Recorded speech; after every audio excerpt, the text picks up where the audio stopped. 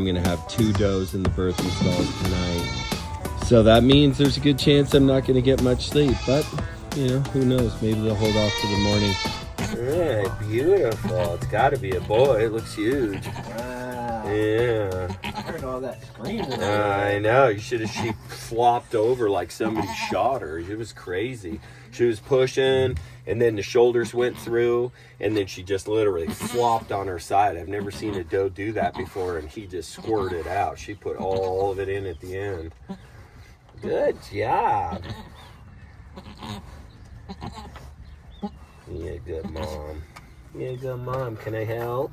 Let me get all this goo off. Let me get this goo off so you don't have to get all the goo. He's breathing really good too, so he's not gurgly, nothing. That looks pretty big.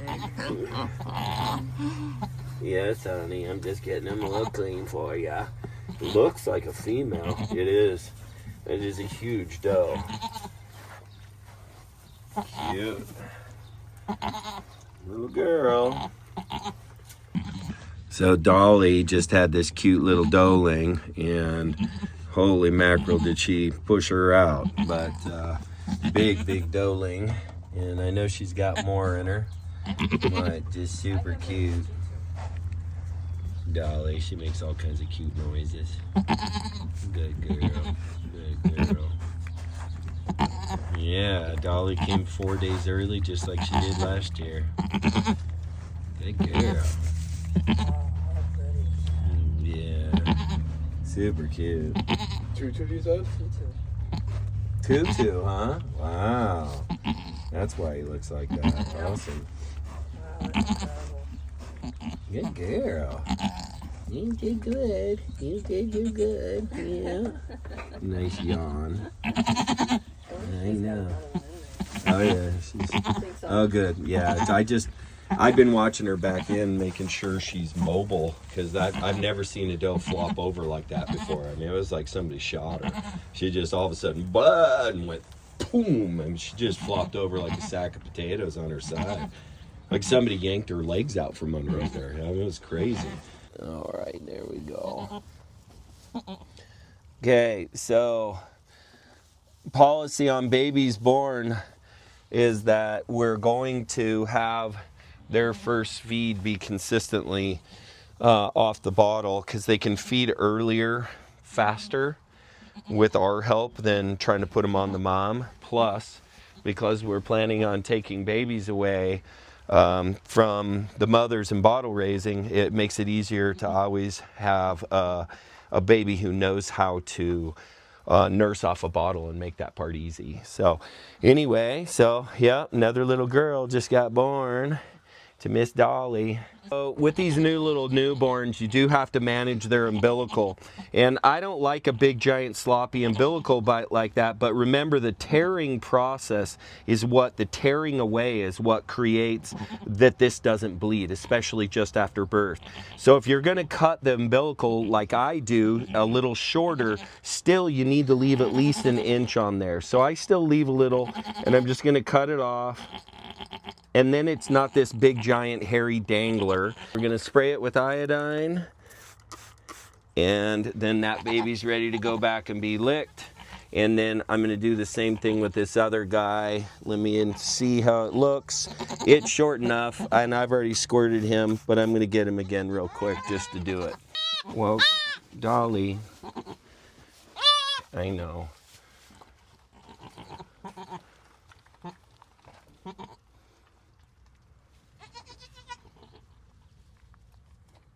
Trying to figure it out. Oh, there we go. There's something to this, huh? Something to this. You did it good right off the bat.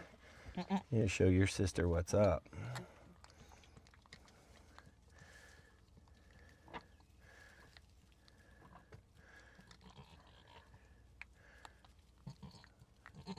There you go. So I'm going to check on Patty. I think she's more ready than Pixie. And it's 9 o'clock at night. I just got Burger King on the way from dropping my ranch manager off. Pixie and Patty are in the birthing stalls. And we'll see. Hi, Patty. Hi, Grunter. Again, so I'm going to treat her with some more magic and make sure we're not getting a lazy birth out of her. We're going to try to pump her up. And Pixie is still on deck, and she looks like she's just in a holding pattern. So I still think she's pre-labor. I really do, but it could be tomorrow morning. But the whole stiff leg thing, I need to observe for a little while and assess, and yeah, we're gonna get some babies. Hey, Patty.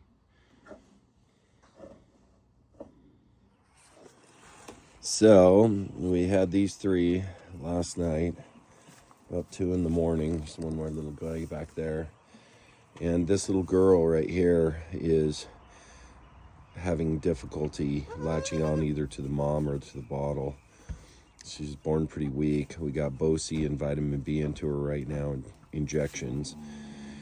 And I'm going to give her a little more time. It's like 7 in the morning right now. And so, yeah, I'm worried about her. Pixie's doing good. The other baby's doing good. And then Patty is up to the plate right now, and she's pushing her plug. And this is the first solid example of a good plug. Looks like a shoestring coming out. So Patty's imminent as well, which we knew, but now she's pushing her plug. And we got babies on the way here too. Huh, Miss Patty? Hi, honey.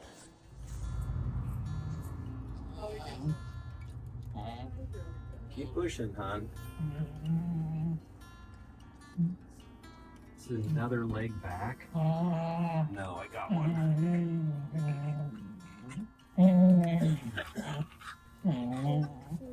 Okay. Good girl.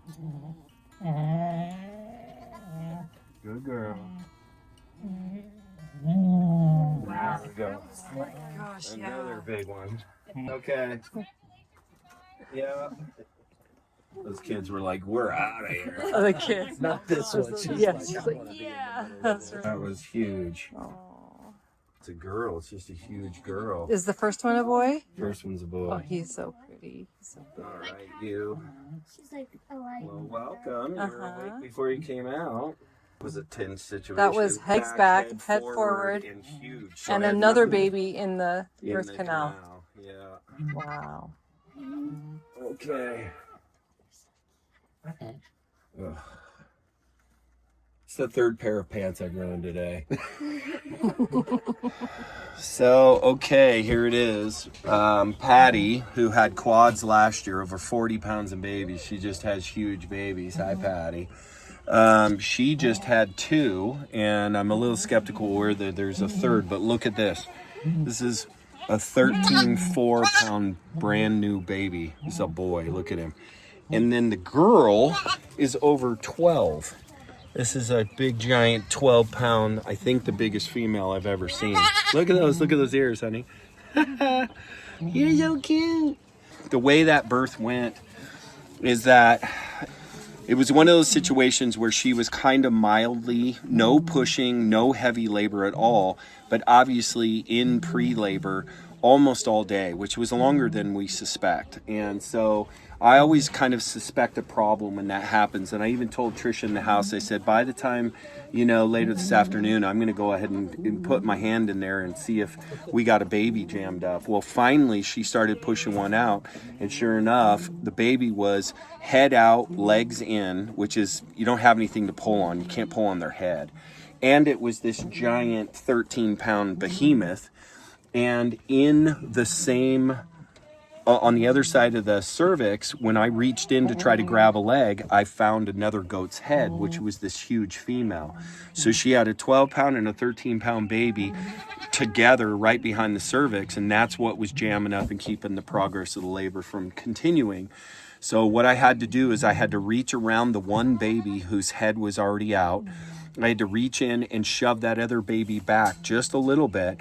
And then once I was able to get in there far enough to shove that baby back, I could finally reach a leg. I got one leg, pulled the leg, and then was able to pull the boy out, and right after the girl came out. So you do have to think on your feet, and that was a situation where she couldn't have got him out on her own because she had 2 babies in there at once, one head out with legs back locked in, and then the other one jamming it in. So there's no way to release that without getting in there and helping out. And so that's a situation I wish I would have caught on film for you, but it's good for you to hear the explanation. So there you I go. got the 2 new little ones that just got born, and they're just getting cuter and cuter. Hi, you guys. Hi, you guys. What should we name this little girl that's kind of an interesting play on Tutu, who is her father, to remind us of him? So that's your challenge. What should we name this little guy and make it something cool that plays in with Tutu in some way?